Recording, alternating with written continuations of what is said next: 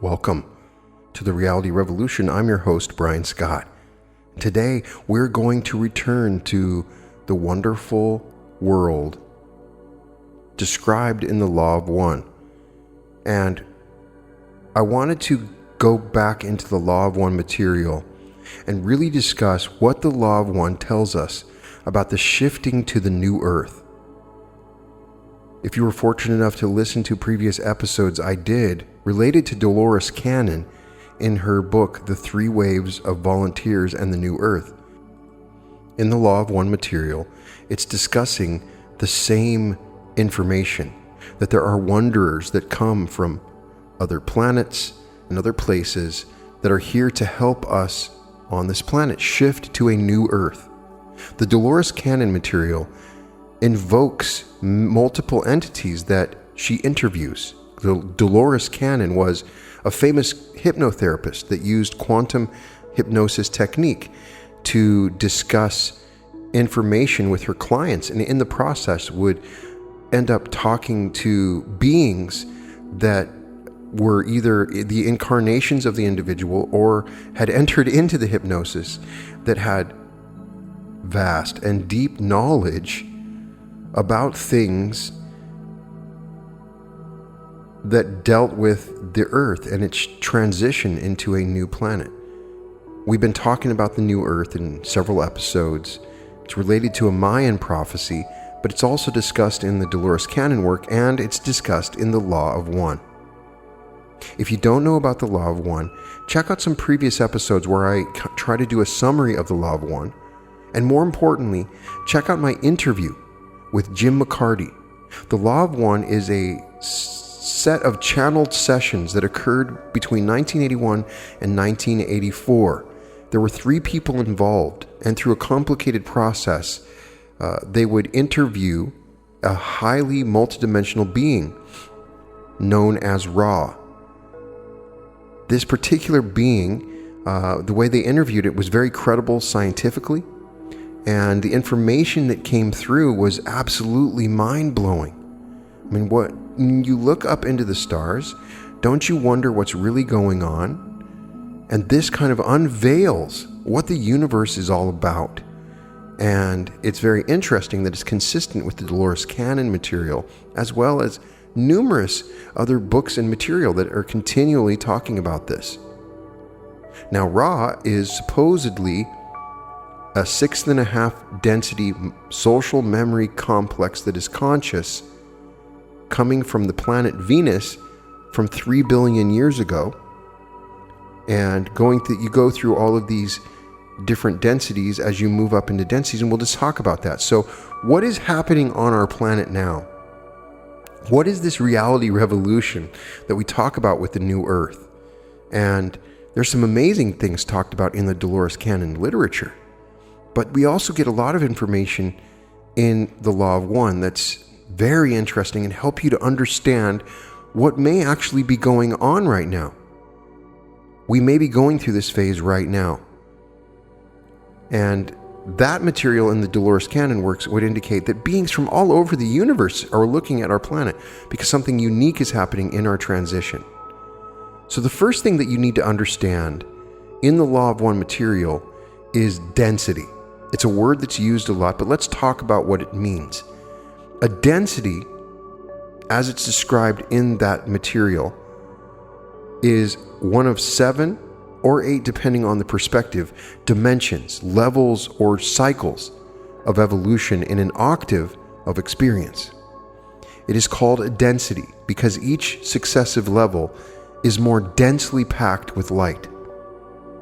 As with notes on a musical scale, 7 densities are grouped together into an octave, where the 8th density begins the first density of the next octave, and this repeats infinitely.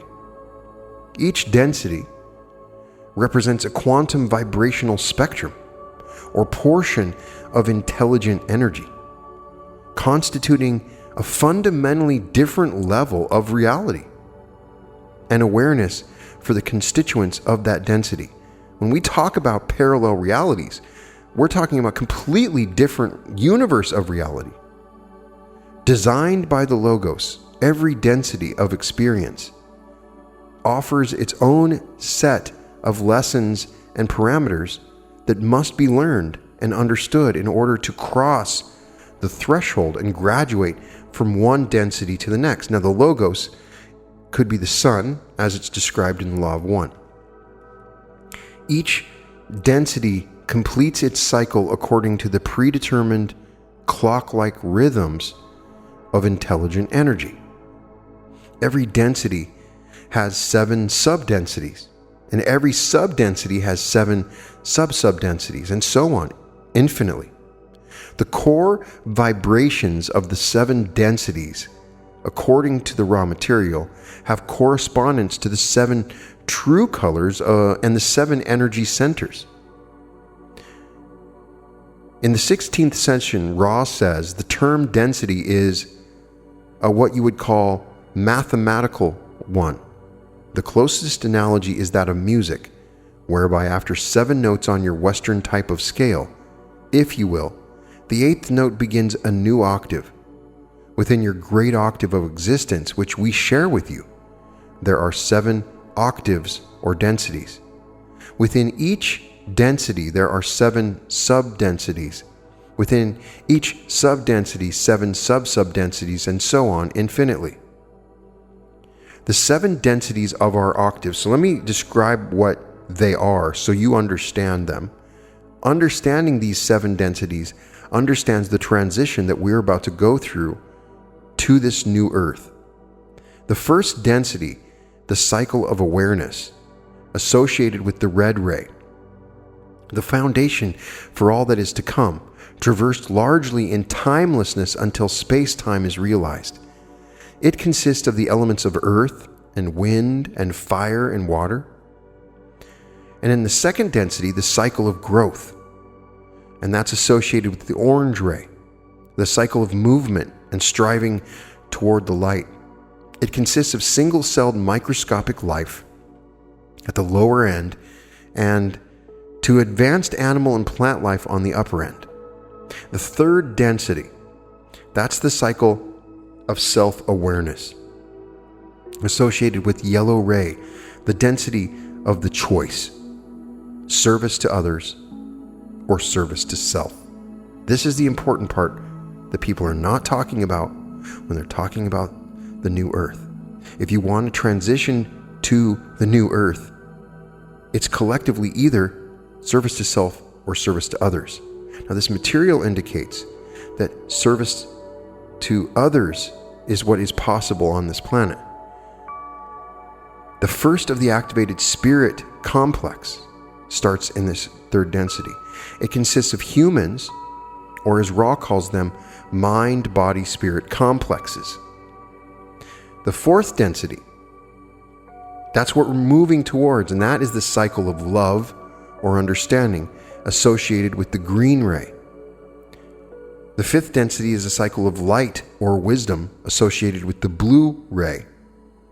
The sixth density, the cycle of love light and light love, or love and wisdom, or unity, which sounds all gobbledygooky a little bit, is associated with the indigo ray. And the seventh density, the gateway cycle, associated with violet ray, the density of completion and turning towards timelessness or foreverness. Ra is 6.5 density. When he's communicating billions of years old. And so it's just a fascinating distinction. So in the 104th session, Ra says, we leave you in appreciation of the circumstances of the great illusion in which you now choose to play the pipe and timbrel and move in rhythm. We are also players upon a stage. The stage changes. The acts ring down. The lights come up once again. And throughout the grand illusion and the following there is the undergirding majesty of the one infinite creator. All is well. Nothing is lost. Go forth rejoicing in the love and the light, the peace and the power of the one infinite creator. Now, it is interesting because Ra kind of uses the term dimension synonymously with density at times, but the former seems to have a broader meaning, whereas the latter is specific to the progression of 7 reality levels of the octave. The next thing we want to talk about, and I would refer to a larger discussion, is the harvest. I have an episode on the harvest, which is what is discussed. That term, I never liked that term, the harvest, but according to the Law of One, our particular third density consists of 3 25,000-year cycles that together form a cycle of 75,000 master cycle years. And the harvest or graduation opens for the third density entity at the closing of each of the 3 cycles. Why that is, I don't know. I would love to know why. To complete the third density harvest and graduate into 4th density of love and understanding, the individual must make the choice. They must bias their consciousness, polarize in the direction of service to others or service to self. This polarization is discernible as a vibratory level, with 51% service to others needed for the positive graduation, and 95% service to self needed for the negative graduation. So it's close to impossible to graduate on the negative, and it never will get you past the 6.5 density. But more interestingly, I mean, it's only a very small percentage of the service to self that ever prospers. It's a slave class, the way it's described. But make the choice now. 51% is not that much. It's just moving and shifting to where you're thinking about others and helping others more than yourself. And you'll start as you open yourself up. Let me tell you a little secret. When I really chose, with knowledge of this, that I chose the path of service to others, it's like there's power that comes to you from it. And as you apply this, the more you want to help others, there's more power that starts to flow. Infinite intelligence will respond to this decision that you make. So at the closing of the first 2 major cycles, individuals who have successfully made this choice are harvested, as the words harvested, and offered the opportunity to move on to the next evolutionary stage, while the remainder of the third density remain in third density, whether on Earth or another third density environment, continuing their work of making or not making the choice. According to Jim McCarty, when we harvest, then the people that make the choice end up staying on the planet. And the Dolores can material is so dark that the people that are left behind, it's just a really tragic world. And the worst nightmares happen. Some explanations are given to the earth exploding or dying. Just terrible things happen. And then the other earth, the one that you choose to move towards the new earth, is this wonderful place that eventually all of us will end up on. Even the people that stayed on the third density, that hadn't gotten over all the things they have on earth, eventually they'll make it, is what I was told in my interview with Cindy Edison, who channels a being from the new earth. Take for it what you will. Upon completion of the master cycle, the planet ceases being available for third density experience altogether, as the planet itself becomes a 4th density planet. Thus, all third density entities within that planetary system are harvested regardless of their progress. And at that time, those who have chosen service to others will move on to a positive 4th density environment. Those who have chosen a service to self will move on to a negative 4th density environment. And those who have not made the choice will repeat 3rd density elsewhere in the universe. At the moment of harvest, the curtain comes up, according to Ra. The original light is shined. The self, no longer in physical form, is laid bare before intelligent infinity. This moment gauges the self's readiness for harvestability. If the entity is sufficiently balanced, polarized, and integrated, It can meet and sustain the impact of the love and light of intelligent infinity, which sounds crazy. We get too much love and light.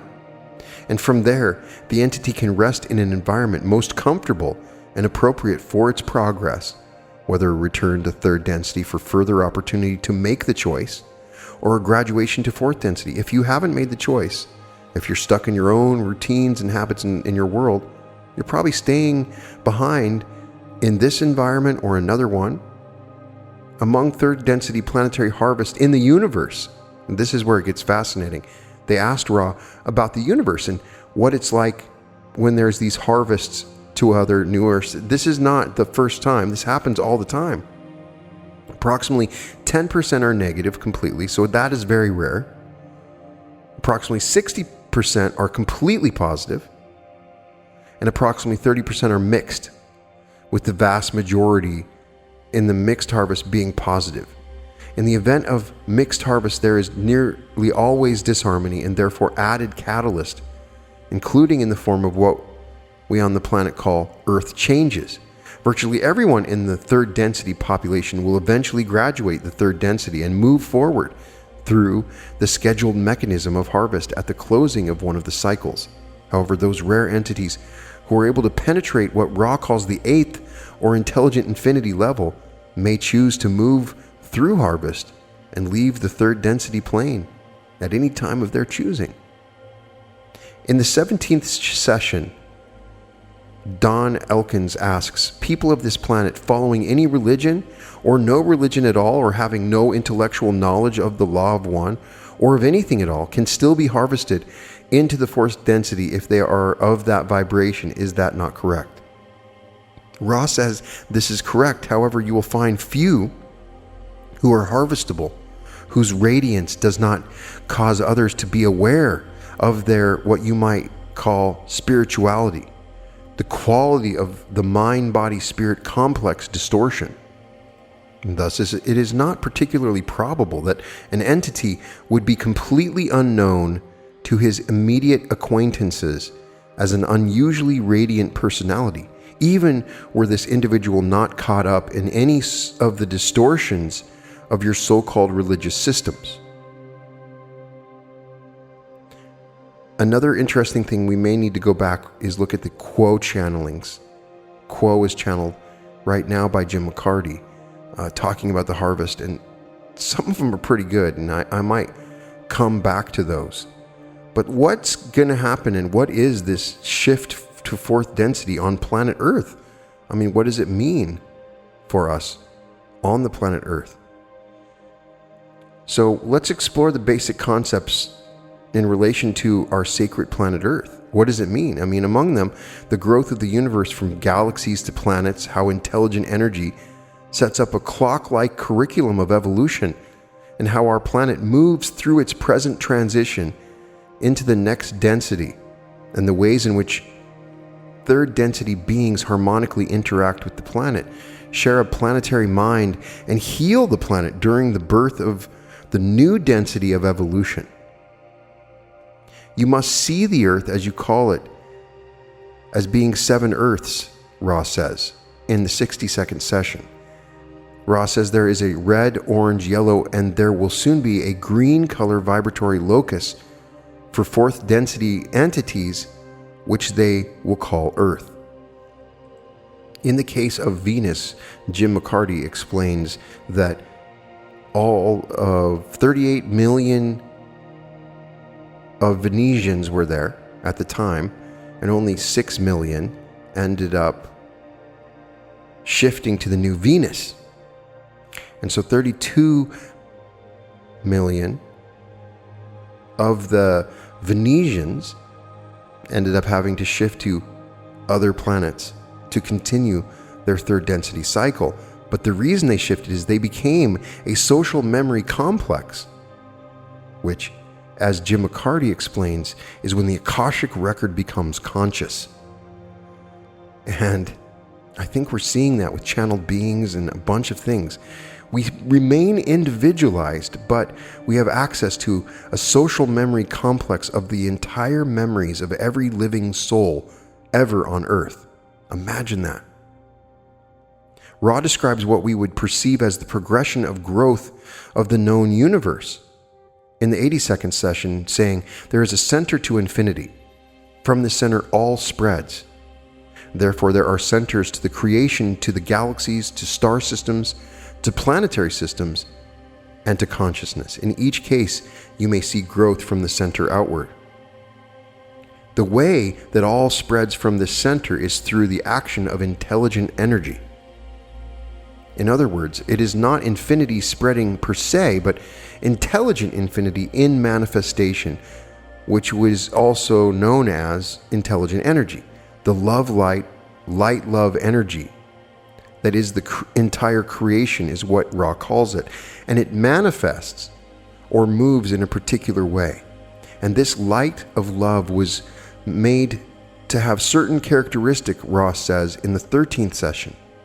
Among them, the infinite whole paradoxically described by the straight line, as you would call it.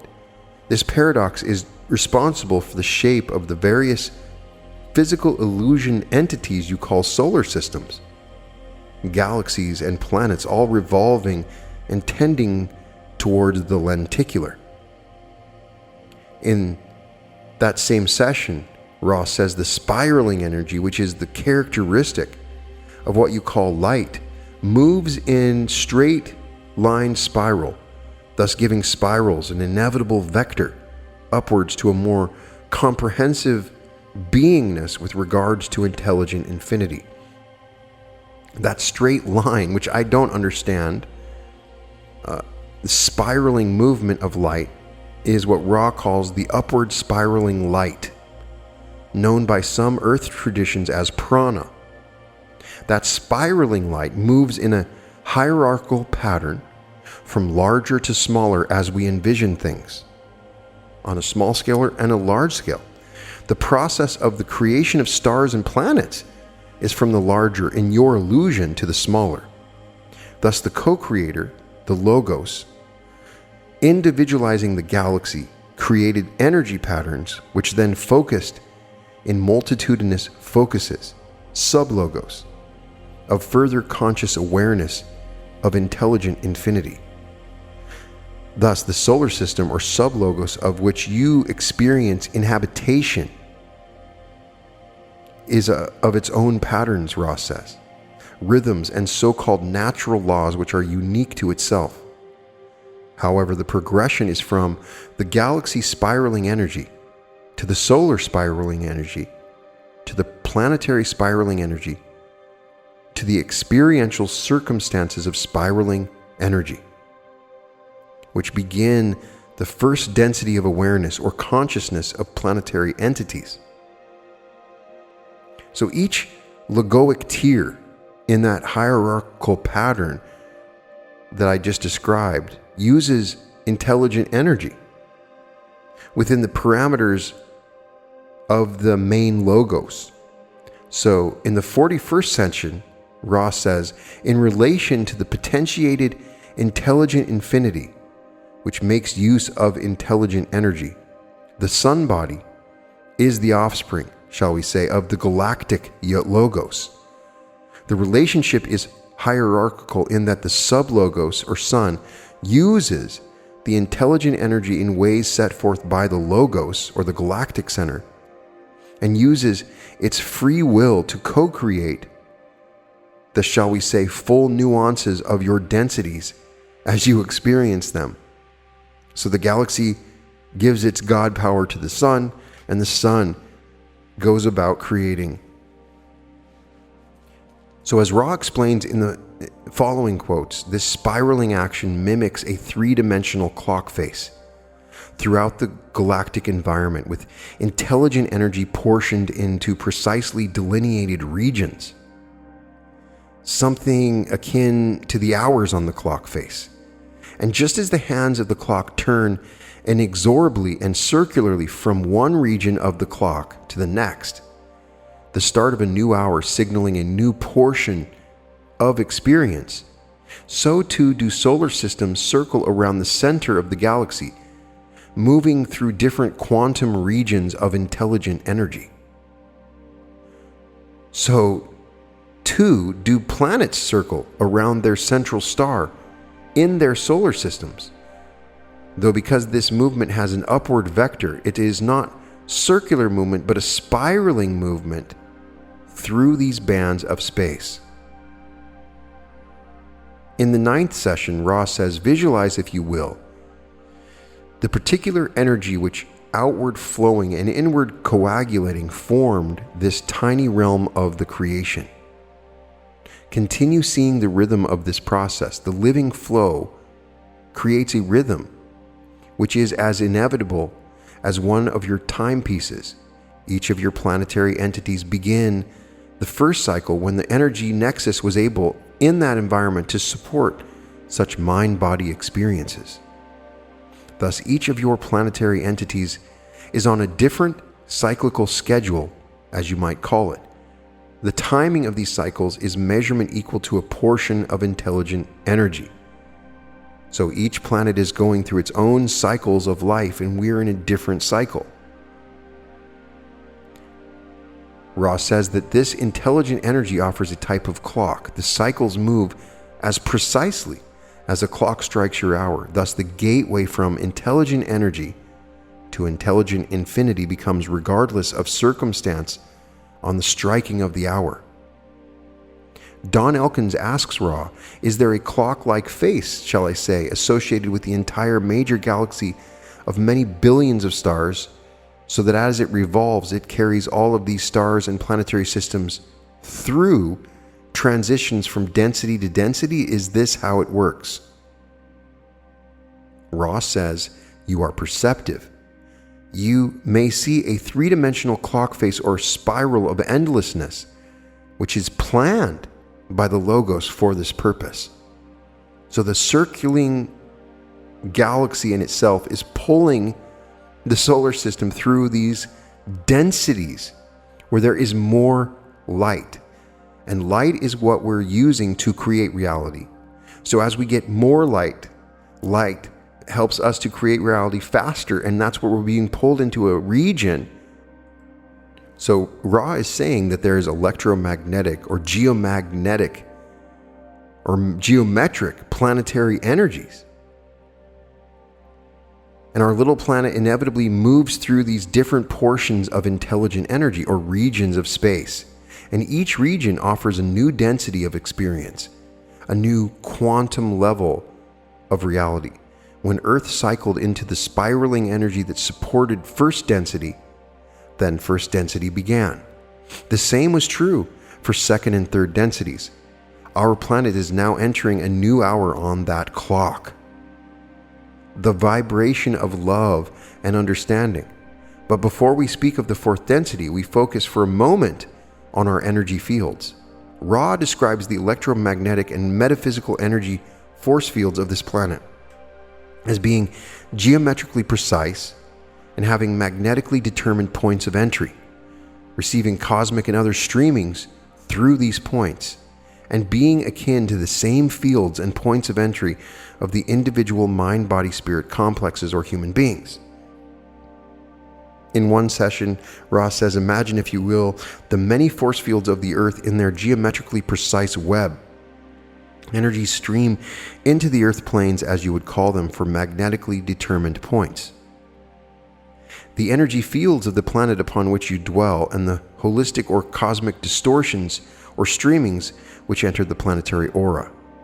In the 15th session, Ra says, love creating light, becoming love light, streams into the planetary sphere, according to the electromagnetic web of points or next of entrance.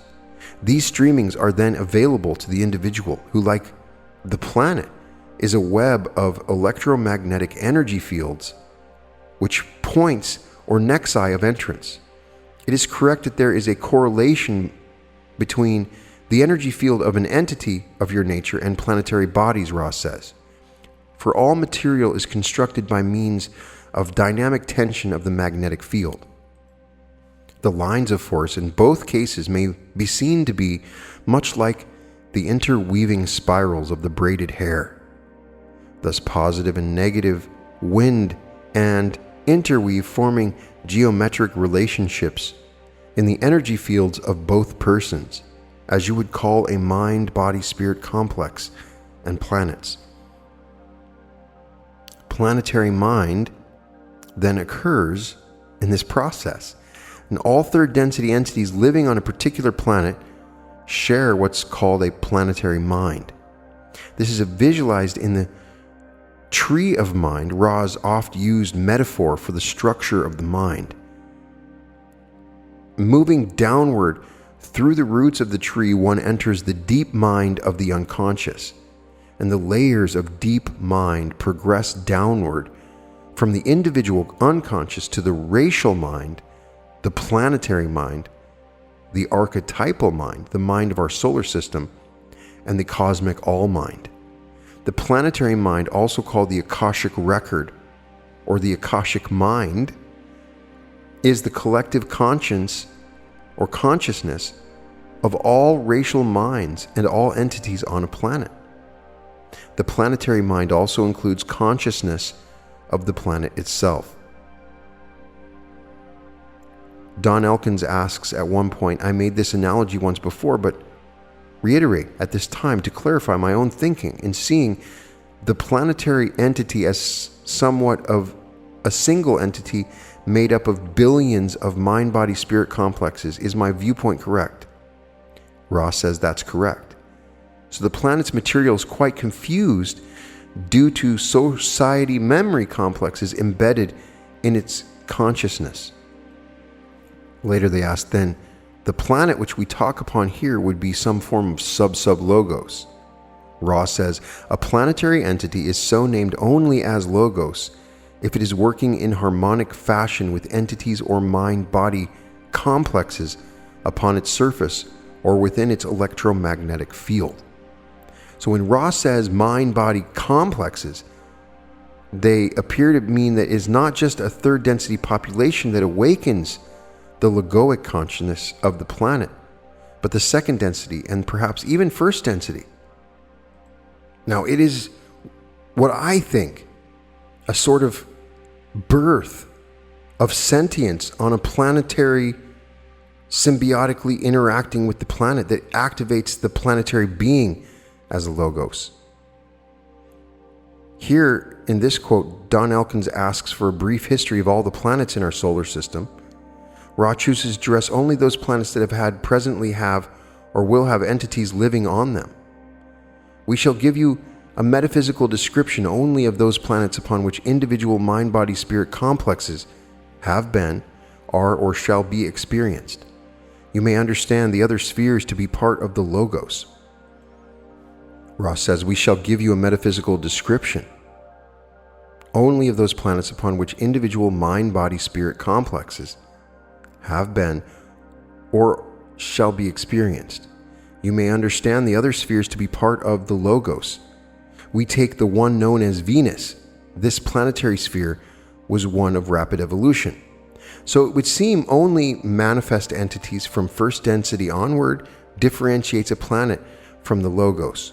One gets the sense that it is a third density beings who consciously or perhaps unconsciously activate and cultivate the planet as an entity to a higher level.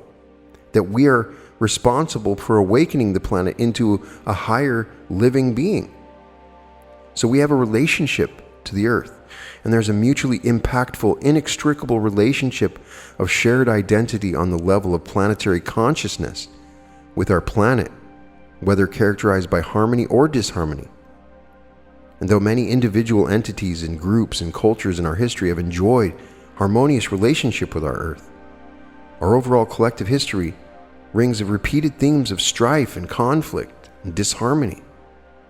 Ra indicates that this disharmony has consequences for the developing consciousness of the planet, particularly as these distortions are absorbed by the planet.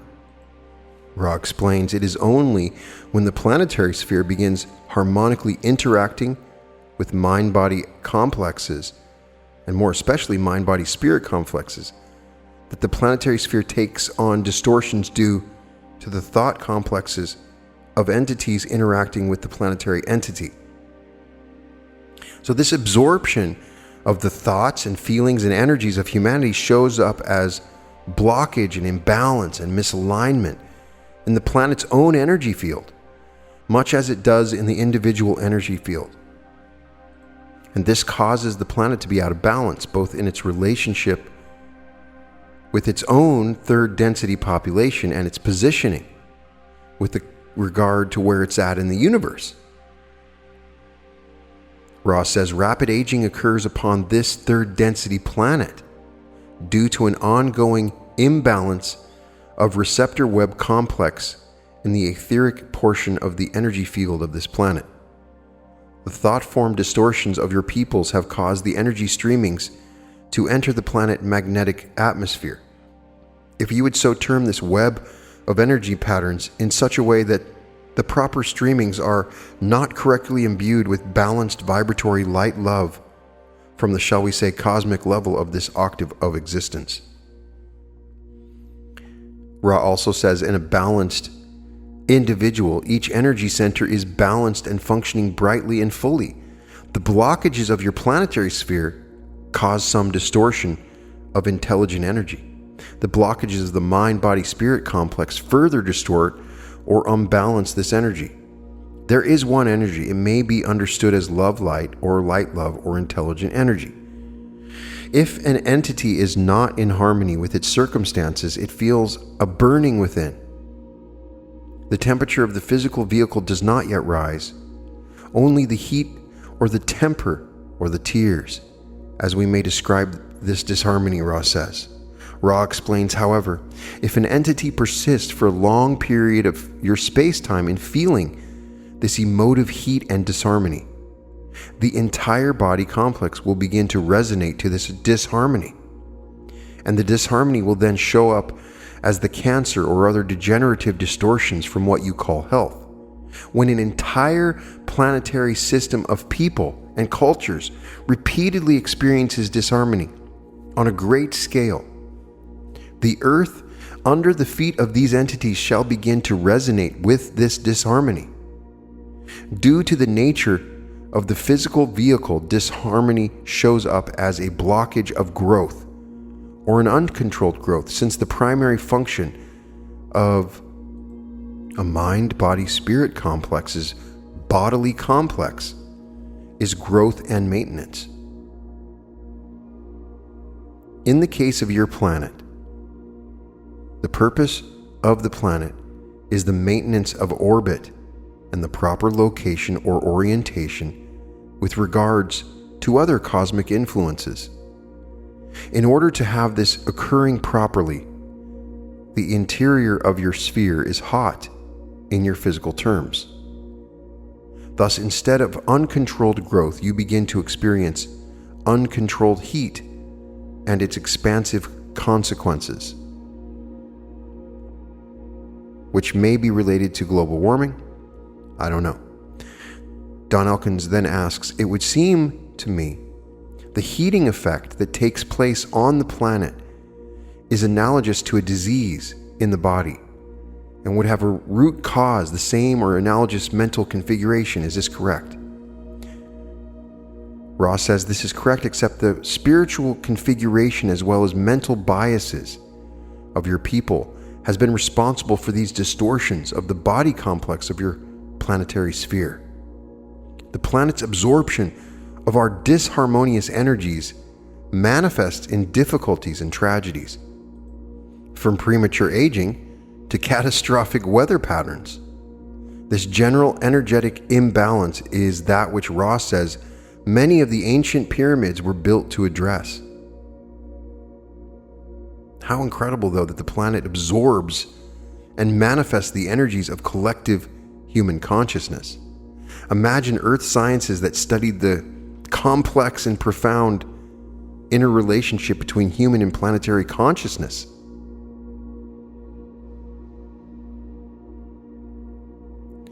The existence of an interrelationship between Earth and its inhabitants, briefly established, this entry returns now to the clock-like face of the galaxy in order to examine Earth's present position on the clock. Ross says the fourth density is a vibrational spectrum. Your time-space continuum has spiraled your planetary sphere and your star into this vibration.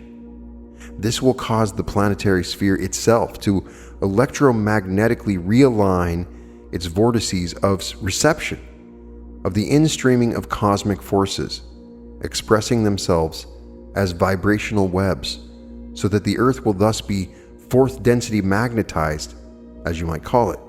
So as Earth moves into this new vibration or energetic environment of the galaxy, Ra identifies as love and understanding. It is being met with a different order of spiraling energy. The Earth then must realign its vortices of reception to welcome this new energy and activate or birth a new density of experience. However, that birth is made problematic by the disharmony described when Ra says that third density climate of planetary consciousness is retarding the process. What does it mean for the human population to be retarding the process? And forgive that word, that's the word that is used. So Gaia herself is moving into and ready for the full activation of fourth density. But the third density population on her surface lags behind. What is the density level of our planet Earth at this time? Don Elkins asks, and Ross says, the sphere upon which you dwell is third density, in its beingness of mind, body-spirit complexes. It is now, however, in a space-time continuum, fourth density. This is causing a somewhat difficult harvest. So this mismatch between a planetary population that is disharmoniously and distractedly struck in third density, continuing to ignore the ways of love, and a planet occupying a new spatial region of fourth density vibration of love and understanding creates difficulty. Don Elkins asks, what is the position of this planet with respect to progression of the cycle at this time? And this is back in 84 or 81 when this is asked. Ross says the sphere at this time in fourth dimensional vibration, its material is quite confused due to the society memory complexes embedded in its consciousness. It has not made an easy transition to the vibrations which beckon. Therefore, it will be fetched with some inconvenience. In another questioning, Ross says this is going to occur with some inconvenience, as we have said before, due to the energies of the thought forms of your peoples, which disturb the orderly constructs of energy patterns within your Earth's spirals of energy, which increases entropy and unusable heat. This will cause your planetary sphere to have some ruptures in its outer garment while making itself appropriately magnetized for fourth density. This is the planetary adjustment. In another session, Don Elkins asks, how does a third density planet become a fourth density? Ross says the fourth density is, as we have said, as regularized in its approach as the striking of a clock upon the hour. The space-time of your solar system has enabled this planetary sphere to spiral into space-time of a different vibrational configuration. This causes the planetary sphere to be able to be molded by these new distortions. However, the thought forms of your people during this transition period are such that the mind-body-spirit complexes of both individual and societies are scattered throughout the spectrum instead of becoming able to grasp the needle, shall we say, and point the compass in one direction. Thus, the entry into the vibration of love, sometimes called by your people the vibration of understanding, is not effective with the present societal complex. Thus, the harvest shall be such that many will repeat the third density cycle. The energies of your wanderers, your teachers, and your adepts at this time are all bent upon increasing the harvest. However, there are few to harvest. The critical role humans play in slowing and distorting the movement into fourth density highlights their responsibility with regard to this transition. In your space-time, Ross says, you and your peoples are the parents of that which is in the womb. The earth, as you call it, is ready to be born, and the delivery is not going smoothly. When this entity has become born, it will be instinct with the social memory complex of its parents, which have become fourth density positive. This is the work of every entity on earth oriented toward love and understanding. And as Ra indicates, this is the work that defines the very reason the wanderers and the travelers and the volunteers, the waves of volunteers, are incarnating on earth to aid in this harvest and lighten the planetary vibration, because we were messing up so badly by the way we were thinking that blessed souls from all over the world heard the call to try to raise the vibration of this planet despite us. In one passage, Ra says, the number of wanderers incarnate is approximate due to a heavy influx of those birthed at this time due to an intensive need to lighten the planetary vibration and thus aid in harvest. So some incredible people are being born right now. The overriding reason for the offering of these brothers and sisters of sorrow is what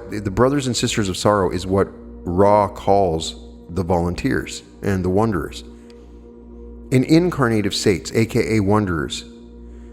So the overriding reason for the offering of these brothers and sisters of sorrow, incarnating in human bodies, is, as Ross says, the possibility of aiding other selves by the lightening of the planetary consciousness distortions and the probability of offering catalysts to other selves, which will increase the harvest. So you came here to catalyze other people to raise their density. In the 65th session, Ross says, it was the aim of wanderers to serve the entities of this planet in whatever way was requested. And it was also the aim of wanderers that their vibratory patterns might lighten the planetary vibration as a whole, thus ameliorating the effects of planetary disharmony and palliating any results of this disharmony. In that same session, Don Elkins asked, does the physical presence of wanderers on Earth aid the total consciousness of the planet via their vibrations similar to electrical polarity and charging a battery? Ross says this is correct, and the mechanism is precisely as you state. Each wanderer, in offering itself before incarnation, has some special service to offer in addition to the doubling effect of planetary love and light, and the basic function of serving as beacon or shepherd. In the Dolores canon work, she indicates or interviews several people that come to this planet from other planets in the universe as wanderers, and their only purpose for being here was just to be here, which is very frustrating for many of the people that she would talk to, because they were looking for a purpose. And their purpose was, when they walked into the mall, everybody in the mall had a higher vibration. You've been around people that raise your vibration. That is the kind of person that Ra is talking about here. And this last quote gets to the heart of the mission of both the wanderer and any human being. Who cares if you're a wanderer or not? I don't know if I am. Probably not. But it sure is cool to think I am. So, any human being toward fourth density, that's what we're here for. This is the principle that the radiation or giving of the self is the greatest service, that one's own vibrations contribute to the planetary mind and the birth of fourth density. In this way, self-work equals world work.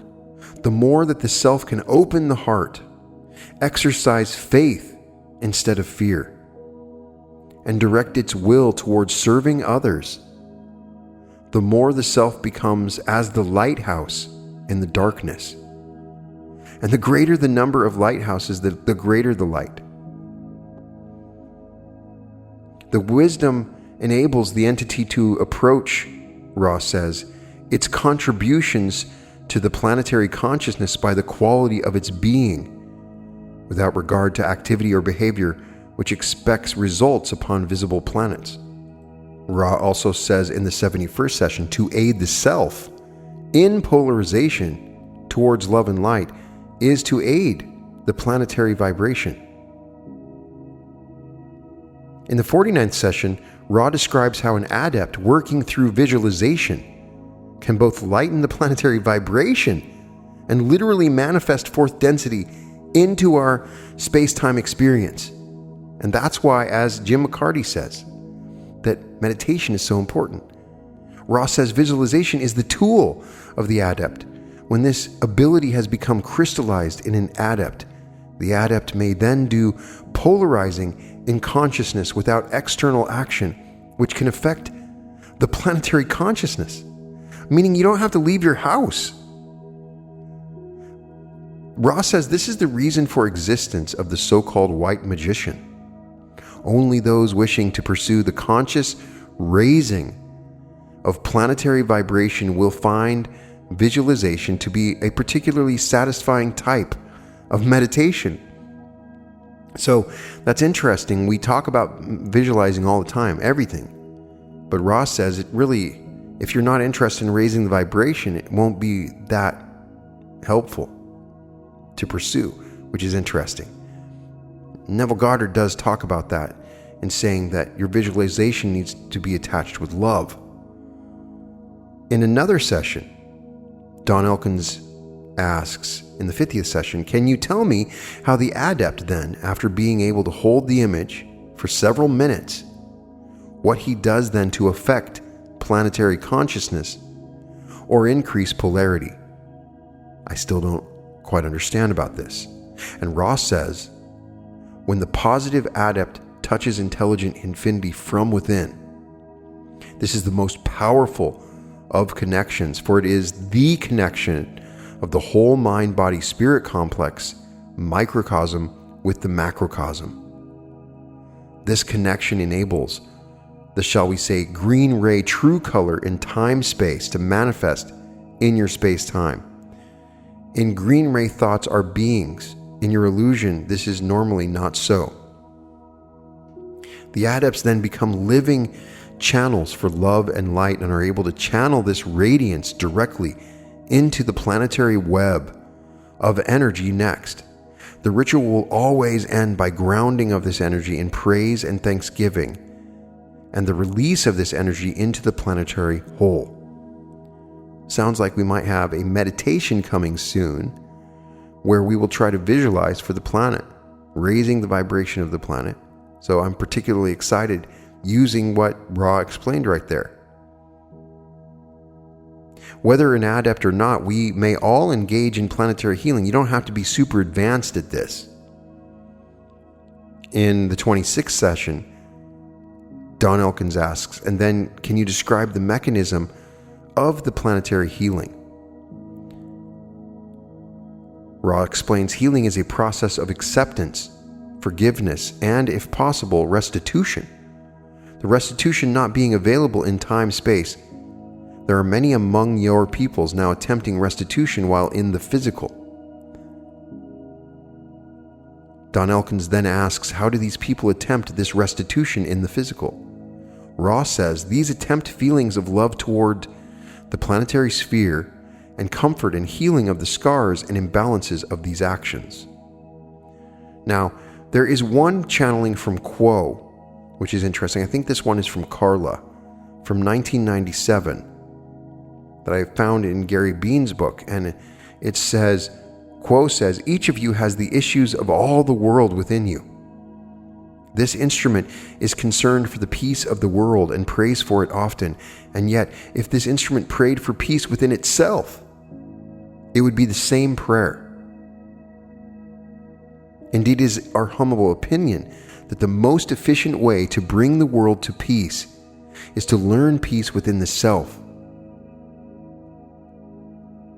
For as you think, as you are, so your universe in toto is also. For your consciousness is as a field, and each bit of fear that you are able to let drop, each time that you find your heart expanding, the consciousness of your planet is being lightened. There is no lag time between the open heart of self and service to the planet, that lightening of the consciousness of planet Earth. You came among these entities of flesh and bone. You took that flesh upon yourself and buried yourself in a world of shadows because you wish to make a difference. You heard the sorrow of those who dwell with you now, and you wish to stand among them as a witness and as one who was a channel for love. This is your great chance. These are the days you hoped and prepared for, and now the time is upon you. And how quickly, my friends, it is going, is it not? I just love that you can change the world. You can change the world from your own home within yourself by creating peace within yourself. And so the next part of this big movement or transition is the Kundalini, and we will dedicate another episode to talk about what is said about the Kundalini in the Law of One material. But I just found this very fascinating, and I thought you might find it interesting if you're interested in all the discussion of the new earth and how it's discussed in the Law of One. And we will certainly continue to talk about this and what it means, because I still don't entirely understand. Some of the Dolores canon stuff indicates that we'll have new bodies. Does that mean we have new bodies now that shift into a fourth density, or do we shift after incarnation? I think that that's what Ra is indicating. But the bottom line is, we're at the crux of it now, and the universe is watching. And the biggest draw from the Dolores canon, which she interviewed multiple entities that are talking about this particular new earth, not just one, multiple, and they're all talking about the same thing, and none of them knew each other. When it's then consistent with the Law of One, another great book is The Custodians with Dolores Cannon, and they go to the library, and all of the information in the library is consistent with the Law of One. It's everything, all of the alien races that are discussed in the history of the earth, and everything is consistent with the Law of One. So it's very interesting, and I hope that we can move to a density of love and understanding, and that's what we're trying to do right now, is understand. The planet is shifting its chakra from yellow to green. That might make more sense. The love and understanding. So we're going to see what happens. And you hear so much, but it feels like something big's happening. And I am definitely motivated by this, by some inner calling in me, that I'm here for that reason. Or that if I am not here for that reason, I'm here for that reason now. Because that is the choice that I've made, to be of service to others. And how can I be of service to others during a quarantine when I'm sitting alone in my house? Jim McCarty has a great meditation that he gives for his morning meditation, where he blesses love and light to everyone. And so you can wake up and you can pull the light up in your body and imagine it raining down love and light on the whole earth. And I'll create a meditation for that as well. So I would like to know what you think. Are we moving into a new earth? Is all of this just ridiculous woo-woo that doesn't make any sense? And this just adds to the complications of it. What do you think of this discussion of moving to fourth density in the Law of One? I would certainly like to know what you think. In any case, I'm sending love and light to you. All episodes of the Reality Revolution can be found on therealityrevolution.com. And welcome to the Reality Revolution.